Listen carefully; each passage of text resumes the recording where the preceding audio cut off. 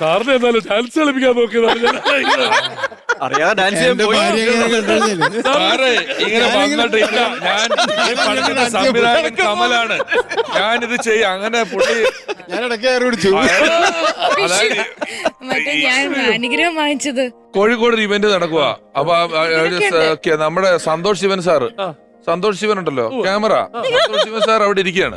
ഞാൻ സന്തോഷ് ശിവൻ സാറിനോട് മിണ്ടിക്കൊണ്ടിരിക്കുകയാണ്.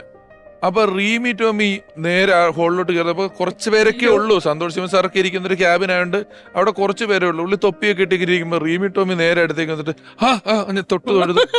സന്തോഷ് ശിവന്റെ മുഖത്ത് നോക്കി.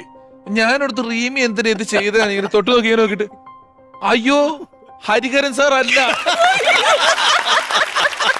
ഞാനിത് സിംഗർ ഹരിഹരനോർത്ത കാല് തൊട്ട് തൊഴുത. എന്നാ മിണ്ടാണ്ട് പോയാൽ പോരെ, ആരേലും മിണ്ടാണ്ട് പോലെ. ഇത് തൊഴുവും ചെയ്തു, പുള്ളി അനുഗ്രഹിക്കുകയും ചെയ്തു.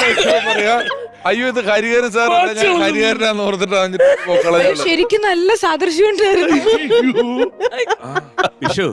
അത് ചെയ്യാ. അതാ ഞാൻ പറയാ, സാറ് ഇങ്ങനെ നിൽക്കുമ്പോ എന്റെ കസ്തൂരി ഞാൻ സാറില്ല വിഷ്ണുലോകം ഞാൻ ഡയറക്റ്റ്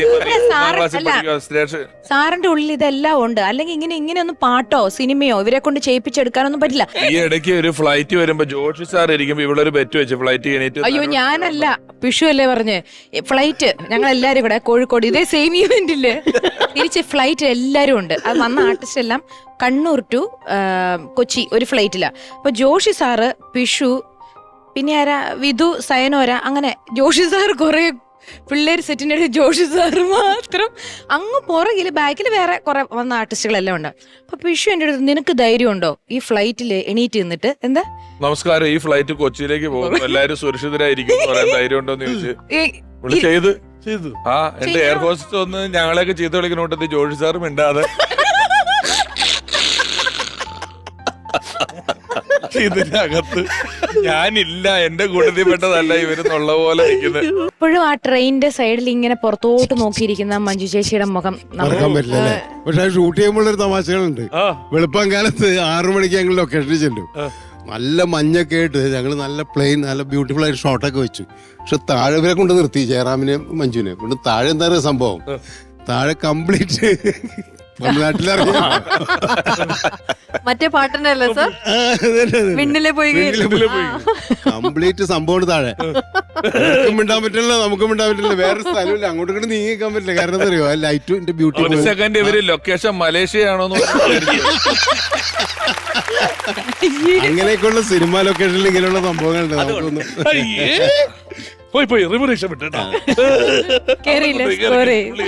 എനിക്ക് തോന്നുന്നു. ഒന്ന് ഗാനങ്ങളുടെ കാര്യത്തിൽ എടുത്തു പറയേണ്ടതെന്ന് വെച്ചാൽ, നേരത്തെ റമ്യ പറഞ്ഞ പോലെയാണ് എല്ലാ സിനിമയിലെയും പാട്ടുകൾ ഇത്രയും ഗംഭീരമാവുക. അതും സാറ് ഇപ്പൊ ഞാൻ പറഞ്ഞ അവിടെ തൊട്ട് അവിടെ നിന്നല്ല, മെഴുതിർപ്പുകളോട്ട് ഇങ്ങോട്ട് എടുത്തു കഴിഞ്ഞാൽ എല്ലാം ഉള്ളടക്കം.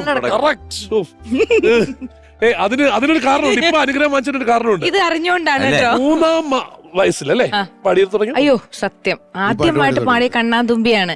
ഔസേപ്പച്ചനായിരുന്നു മ്യൂസിക്, ജോൺ ചേട്ടനായിരുന്നു. പിന്നെയാണ് വിദ്യാസാഗർ. വിദ്യാസാഗർ പിന്നീടാണ് മോഹൻ സിത്താര സാർ, അല്ല പിന്നെ രവീന്ദ്ര, എല്ലാരും ചെയ്തിട്ടുണ്ടെങ്കിൽ കൂടുതലും കമൽജിക്ക് വേണ്ടി ചെയ്തിരിക്കുന്നത് എനിക്ക് തോന്നുന്നു വിദ്യാസാഗറാണ്. നമ്മളെല്ലാവരും ചേർന്ന് കമൽ സാറിന് നമ്മുടെ അമൃത ടിവിയുടെ വക, നമ്മുടെ നിറസല്ലാപത്തിന്റെ വക ആദരം. സരി മഗരി മ പനി ദ പ മ പനി